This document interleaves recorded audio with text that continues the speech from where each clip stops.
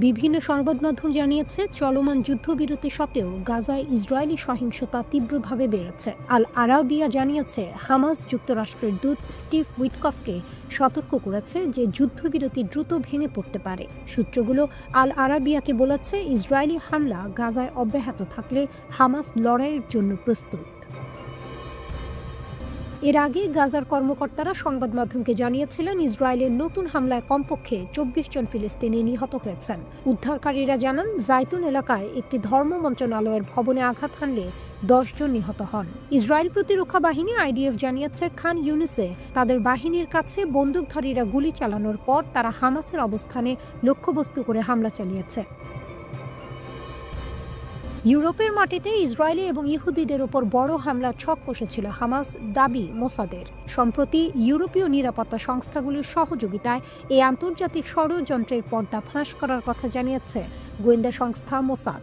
মোসাদের দাবি তারা Germany, Austria সহ ইউরোপ জুড়ে ছড়িয়ে থাকা হামাসের গোপন নেটওয়ার্কের অস্ত্রশস্ত্র বাজেয়াপ্ত করেছে এবং বেশ কয়েকজন সন্দেহভাজনকে গ্রেপ্তার করে এই পরিকল্পিত হামলা প্রতিরোধ করেছে।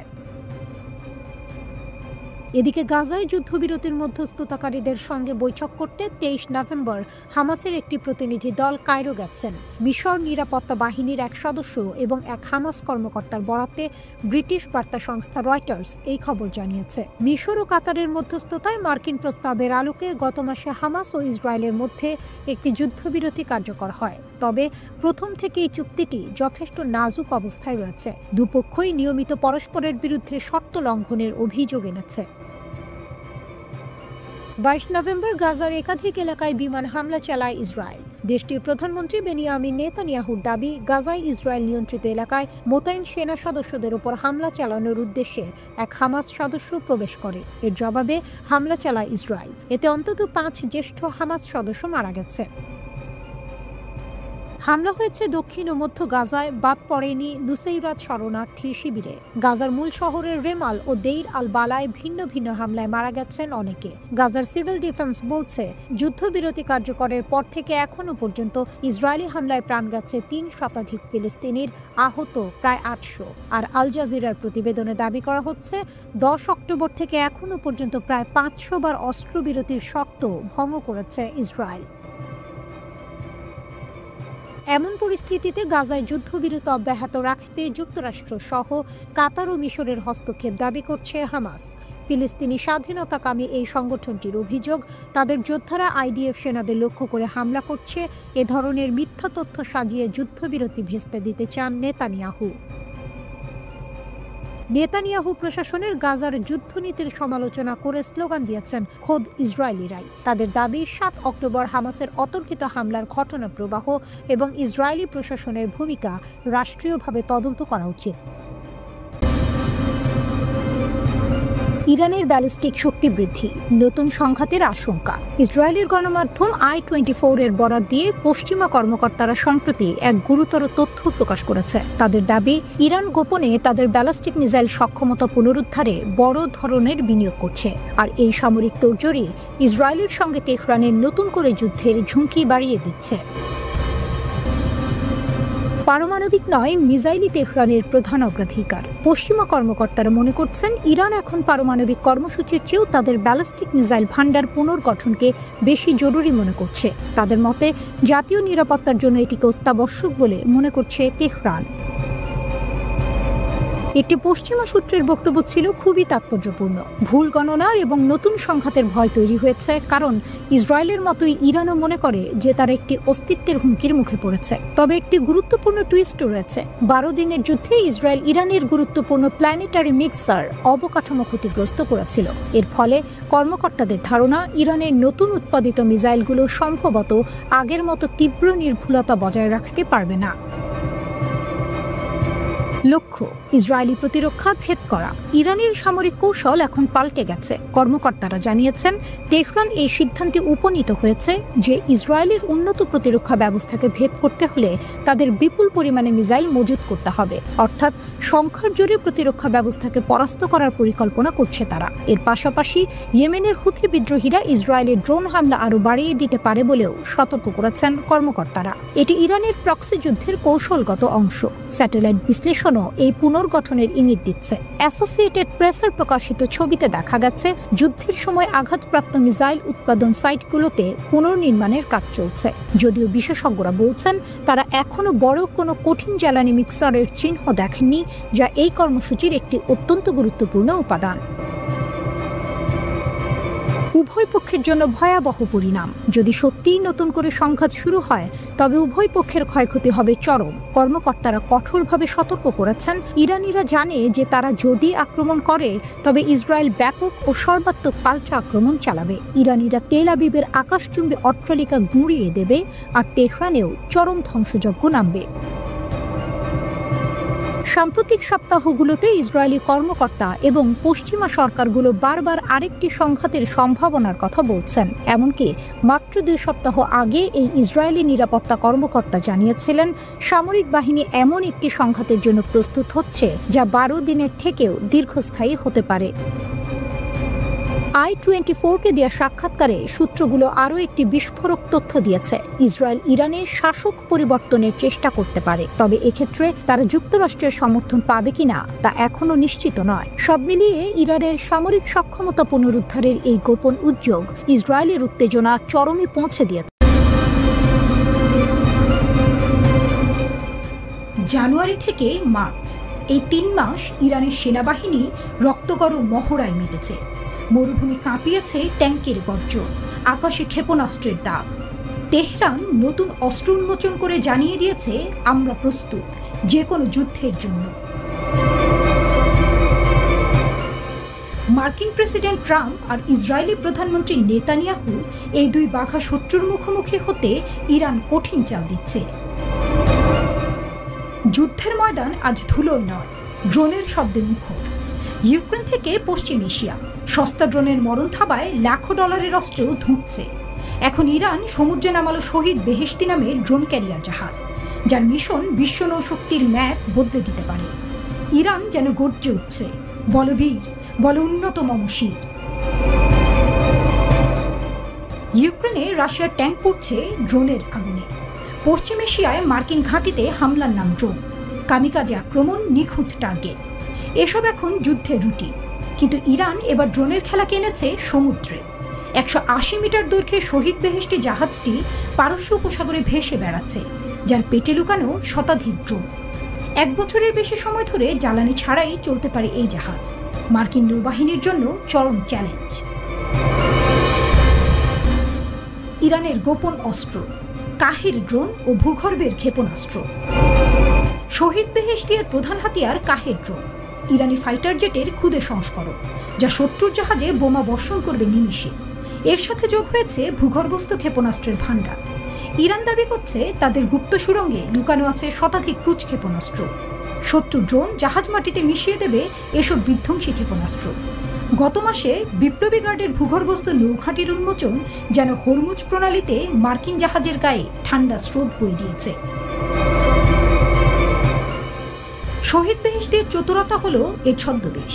দেখতে সাধারণ কন্টেইনার জাহাজ, কিন্তু ভেতরে অত্যাধুনিক কমান্ড সেন্টার, ড্রোন লঞ্চার। পশ্চিমা গোয়েন্দারা ধোঁকায় পড়বে নির্ঘাত। ইরান প্রমাণ করলেও প্রযুক্তিতে পিছিয়ে থাকলেও কৌশলে তারা এগিয়ে। খামেনির দেশ যেন ঘোষণা করেছে, দুর্বলেরা বাঁচে মাথা নিচু করে, আর শক্তিমান জাগে ঝড়ের মতো গর্জে। পারস্য উপসাগরে বিশ্বের 20% তেল চলাচল করে। এই প্রণালী বন্ধ মানে গ্লোবাল অর্থনীতিতে ভূমিকম্প। ইরানের ড্রোন ক্যারিয়ার আর ভূগর্ভস্থ ক্ষেপণাস্ত্র এই প্রণালীকে লক্ষ্যবস্তু বানাতে পারে। মার্কিন এয়ারক্রাফট ক্যারিয়ারগুলো এখন অরক্ষিত, কারণ ড্রোনের ছাঁক সামনে পড়লে বিমানবাহী জাহাজও পরাজিত। ইরানের এই সামরিক জোরালো অবস্থান শুধু প্রদর্শনী নয়, সতর্কবার্তা। ট্রাম্প যদি নিষেধাজ্ঞা বাড়ান, উত্তাপ ছড়াবে হরমুজ থেকে এমনকি আটলান্টিক পর্যন্ত। অন্যদিকে ইরান চাইলে ড্রোন যুগের নতুন যুদ্ধবিধি লিখে দিতে পারে, যেখানে দামি যুদ্ধ জাহাজের চেয়ে সস্তা ড্রোনই হবে রাজা। ড্রোন ক্যারিয়ার আর ক্ষেপণাস্ত্র ইরানের হাতে নতুন মন্ত্র। পশ্চিম আধিপত্যের বিরুদ্ধে এ এক অগ্নি পরীক্ষা। ইরান জানান দিল তাদের ড্রোন শুধু আকাশে নয়, সাগরেও রাজত্ব করবে। ইরান আজ সেই কঠিন পথের যাত্রী, যার লক্ষ্য শত্রুর গর্বিত পতাকা মাটিতে নামানো।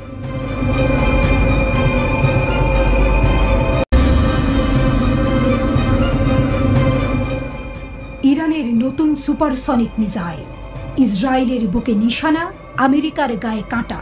পারস্য উপসাগরের গভীরে লুকানো এক ভয়ঙ্কর রহস্য। ইরানের ইসলামী বিপ্লবী গার্ড কোরের নৌবাহিনীর commander rear admiral Ali Reza তানসিরির ঘোষণায় কেঁপে উঠেছে পশ্চিমা বিশ্ব। শব্দের চেয়েও দ্রুতগতির 2000 কিলোমিটার পাল্লার সুপারসনিক ক্রুজ ক্ষেপণাস্ত্র উন্মোচনের প্রস্তুতি নিচ্ছে তেহরান। এই ক্ষেপণাস্ত্র ইরানের ভূগর্ভ থেকে উৎক্ষেপণ করে ওমান সাগরে লক্ষ্যভেদ করতে পারবে মাত্র কয়েক মিনিটে। শত্রুরা জানে না পরবর্তী আঘাত কোথা থেকে আসবে। তানসিরির হুঙ্কারে ফুঁসছে মধ্যপ্রাচ্য। তাবাস অঞ্চল থেকে উৎক্ষেপণ করা হয় একই ধরনের ক্ষেপণাস্ত্র, যা 650 কিলোমিটার দূরের লক্ষ্যকে ধূলিসাৎ করেছিল অকল্পনীয় নির্ভুলতায়। ইরানের 2200 কিলোমিটার দক্ষিণ উপকূল এখন অজেয় দুর্গ। পর্বতের গভীরে ভূগর্ভস্থ বাংকারে লুকানো সামরিক সরঞ্জাম। শত্রুর বাংকার বাস্টিং বোমাও যার সামনে ব্যর্থ। ইসরায়েলের ঘাড়ে কি ইরানের আঘাত? এই ক্ষেপণাস্ত্রের পাল্লা ইসরায়েলের দোরগোড়া পর্যন্ত। গত বছর গাজায় ইসরায়েলি বর্বরতার জবাব দিতে ইরান 2 বার ক্ষেপণাস্ত্র হামলা চালিয়েছিল। এবার সুপারসনিক প্রযুক্তি যোগ হলে তেল আবিবের আকাশ প্রতিরক্ষাও অচল। ইরানের প্রেসিডেন্ট পেজেশকিয়ানের হুঁশিয়ারি, কেউ ইরানের দিকে চোখ তুলে তাকালে আমরা তার চোখ উপড়ে ফেলব। এরই মধ্যে ইরানের উপকূল জুড়ে চলছে মহড়া। ভূগর্ভস্থ ঘাঁটি, ড্রোন বাহিনী, সুপারসনিক মিসাইল, সব মিলিয়ে ইরান যেন বলছে প্রতিরোধের সময় এসেছে। মার্কিন জাহাজের বিরুদ্ধে ইরানের যুদ্ধজাহাজ শহীদ মাহদাভি। ইরানের নৌশক্তি এখন প্রশান্ত মহাসাগর পর্যন্ত। শহীদ মাহদাভি যুদ্ধজাহাজ হেলিকপ্টার ক্ষেপণাস্ত্র বহন করে ইন্দোনেশিয়ায় সমর অভিযানে অংশ নিয়েছে। এই জাহাজটি আগে অস্ট্রেলিয়ার কাছে মার্কিন ঘাঁটি ডিয়েগো গার্সিয়ার 500 নটিক্যাল মাইলেও পৌঁছেছিল। আমেরিকার গায়ে কাঁটা দিয়ে তানসিরি জানিয়েছেন, আমাদের ড্রোনবাহক জাহাজ এখন বাণিজ্যিক জাহাজকে যুদ্ধযানে রূপান্তর করতে সক্ষম, যেটা শুধু আমেরিকা ব্রিটেনই করতে পারত। গত সেপ্টেম্বরে সিরিয়ার মেসাফ শহরে ইরানের ক্ষেপণাস্ত্র কারখানায় ইসরায়েলি গুপ্ত হামলা। হিজবুল্লাহকে অস্ত্র সরবরাহ বন্ধই ছিল লক্ষ্য, কিন্তু ইরানের ভূগর্ভস্থ কারখানার সামান্য ক্ষতি হয়েছিল। অথচ তারপরও ইরান নতুন ক্ষেপণাস্ত্র উন্মোচন করে দেখিয়ে দিল ইসরায়েলের সব চেষ্টা ধূলিসাৎ। আর্টিফিশিয়াল ইন্টেলিজেন্সে সজ্জিত রাডার ফাঁকি দেবার ক্ষমতা ইরানের সব নতুন ক্ষেপণাস্ত্রে এআই প্রযুক্তি। সুপারসনিক গতিতে উড়ে যাওয়া এই অস্ত্র শনাক্ত করাই অসম্ভব। 2023 সালেই ইরান হাইপারসনিক ক্ষেপণাস্ত্রের দাবি করেছিল। এবার সেটার চেয়েও শক্তিশালী অস্ত্র হাতে এলে ইসরায়েল আমেরিকার ঘুম হারাম। আমরা শান্তি চাই, কিন্তু শত্রুদের দাঁত ভাঙা জবাব দিতেও প্রস্তুত। তানসিরির এই বক্তব্য যেন ইরানের নতুন সামরিক নীতির ঘোষণা। পারমাণবিক চুক্তিতে আলোচনার প্রস্তাব দিয়েও ইরান যেন পশ্চিমাদের কাছে স্পষ্ট বার্তা দিচ্ছে, নিষেধাজ্ঞা আমাদের দমাতে পারেনি, বরং শক্তিশালী করেছে। ইসরায়েল কি নীরব থাকবে, নাকি আমেরিকার সঙ্গে গোপনে পরিকল্পনা করছে নতুন হামলা? ইরানের এই ক্ষেপণাস্ত্র কি মধ্যপ্রাচ্যে টানিয়ে দেবে তৃতীয় বিশ্বযুদ্ধের সূচনা?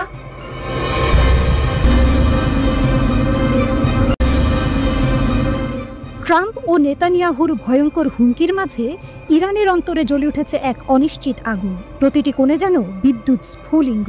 ইরান ঘোষণা করেছে, আমরা থামব না, আমাদের পরমাণু কর্মসূচি অবিরাম চলবে। কেবল শক্তি নয়, এই সিদ্ধান্তের পেছনে লুকিয়ে আছে এক অদম্য আত্মবিশ্বাসের গল্প, যা পৃথিবীর সবচেয়ে উষ্ণ ঝড়ের মতো প্রতিধ্বনিত হচ্ছে। ইরানকে থামানো যাবে না, এই ঘোষণা দিয়ে ইরানের পররাষ্ট্র মন্ত্রণালয়ের মুখপাত্র ইসমাইল বাঘাই স্পষ্ট করে দিয়েছেন, যুক্তরাষ্ট্র ও ইসরায়েলের হুমকি তাদের পরমাণু কর্মসূচিকে বাধাগ্রস্ত করতে পারবে না। ইরানের শান্তিপূর্ণ পরমাণু কর্মসূচি বৈধ এবং আন্তর্জাতিক আইনসম্মত বলে দাবি করে তিনি বলেন, আমাদের কর্মসূচি চলমান থাকবে এবং কোনো শক্তি আমাদের পথরোধ করতে পারবে না। ইসমাইল বাঘাইয়ের মন্তব্যের আগে ইরানের বিরুদ্ধে শক্ত অবস্থানের ঘোষণা দিয়েছেন ইসরায়েলের প্রধানমন্ত্রী নেতানিয়াহু। মার্কিন পররাষ্ট্রমন্ত্রীর সঙ্গে যৌথ সংবাদ সম্মেলনে তিনি বলেন, যুক্তরাষ্ট্র ও ইসরায়েল একসঙ্গে কাজ করে ইরানের হুমকি মোকাবেলা করবে। যুক্তরাষ্ট্র ও ইসরায়েল এই হুঁশিয়ারির পরদিন এক সংবাদ সম্মেলনে ইরানের পররাষ্ট্র মন্ত্রণালয়ের মুখপাত্র ইসমাইল বাঘাই বলেন, তেহরানের পরমাণু কর্মসূচি চলমান থাকবে এবং যুক্তরাষ্ট্র কিংবা ইসরায়েল আমাদের পথরোধ করতে পারবে না। আপনারা একদিকে ইরানকে হুমকি দেবেন, অন্যদিকে সংলাপের কথা বলবেন। এটা কেমন নীতি? হুমকি ও প্রতিহুমকির মাঝে ইরানের আত্মবিশ্বাসে যেন এক অপরাজেয় সিংহাসন প্রতিষ্ঠিত হয়েছে। অন্য দেশের হুমকি, এগুলো তো কেবল শূন্য শব্দ, যেন বাতাসে ছড়িয়ে যাওয়া ধূলিকণা। গোপন সংবাদসূত্র ও গোয়েন্দা রিপোর্টে জানা যায়, ইরান ইউরেনিয়াম সমৃদ্ধকরণে নতুন এক অধ্যায় শুরু করেছে। তাদের গবেষণাগারে যেন আগুনের নাচ, প্রতিটি কোণে জ্বলে উঠছে নতুন আশার দ্বীপ, যা কেবল নথিভুক্ত তথ্যই নয়, এটি এক রহস্যময় শক্তির প্রকাশ। ইসরায়েল ও মার্কিন যুক্তরাষ্ট্রের হুমকি যেন ধোঁয়া হয়ে ফুরিয়ে গেছে ইরানের শক্তির কাছে। ইরানের প্রতিটি পদক্ষেপ যেন আগুনের ফোয়ারা। আকাশ ছোঁয়ার স্বপ্ন দেখাচ্ছে তাদের বিজ্ঞান ও প্রযুক্তির জগতে, যেখানে প্রতিটি নান্দনিক অণু যেন এক বিপুল শক্তির পূর্বাভাস বহন করে। ইরানের এই পরমাণু কর্মসূচি শুধু তাদের আত্মসম্মানের প্রতিচ্ছবি নয়, এক নতুন যুগের সূচনা। ইরান বলছে তাদের পরমাণু কর্মসূচি বৈধ ও আন্তর্জাতিক আইনসম্মত। তবে যুক্তরাষ্ট্র ও ইসরায়েল বলছে ইরানের পরমাণু শক্তি অর্জন মধ্যপ্রাচ্যের নিরাপত্তার জন্য হুমকি। গাজা যুদ্ধের পর ইরান ইসরায়েল উত্তেজনা চরমে পৌঁছেছে। গত বছর প্রথমবারের মতো একটি দেশ অপর দেশের ভূখণ্ড লক্ষ্য করে সরাসরি হামলা চালায়। সম্প্রতি মার্কিন গোয়েন্দারা সতর্ক করে বলেছেন, ইসরায়েল 2025 সালের মাঝামাঝি ইরানের পরমাণু স্থাপনায় হামলা চালাতে পারে। এই হামলা ইরানের পরমাণু কর্মসূচিকে ধাক্কা দিতে পারে, তবে এটি মধ্যপ্রাচ্যে অস্থিরতা আরও বাড়িয়ে দেবে বলে মনে করছেন বিশ্লেষকরা।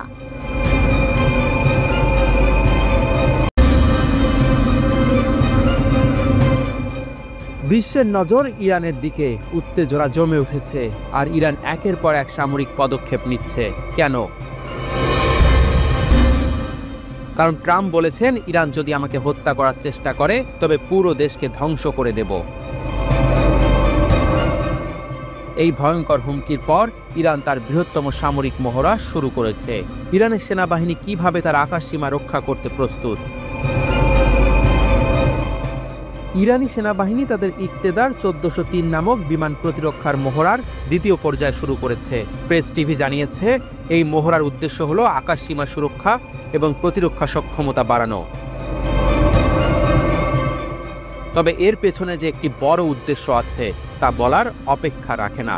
ইরান এই মহড়ার মাধ্যমে তার নতুন এবং উন্নত প্রযুক্তি পরীক্ষা করছে, বিশেষ করে হোম গ্রাউন্ড মজিদ প্রতিরক্ষা ব্যবস্থা। সেনাবাহিনী এখন এই সিস্টেমের সাহায্যে ড্রোন ব্যবহার করে বিভিন্ন লক্ষ্যবস্তু ধ্বংসের চেষ্টা করছে। ইরান জানাচ্ছে তারা কোনোভাবেই তাদের আকাশসীমা ছেড়ে দেবে না। গত মাসে ইরান পশ্চিম ও উত্তর বিমান প্রতিরক্ষা অঞ্চলে তার শক্তি প্রদর্শন করেছিল। এবার ইরানি সেনাবাহিনী পারমাণবিক স্থাপনা রক্ষায় মনোযোগ দিয়েছে। IRGC ইউনিটগুলো এমনকি ইলেকট্রনিক যুদ্ধ পরিস্থিতির মধ্যে পারমাণবিক স্থাপনাগুলোর সুরক্ষা নিশ্চিত করেছে। এর অর্থ ইরান প্রস্তুত কোনো আক্রমণ হলে তীব্রভাবে পাল্টা প্রতিক্রিয়া জানাতে।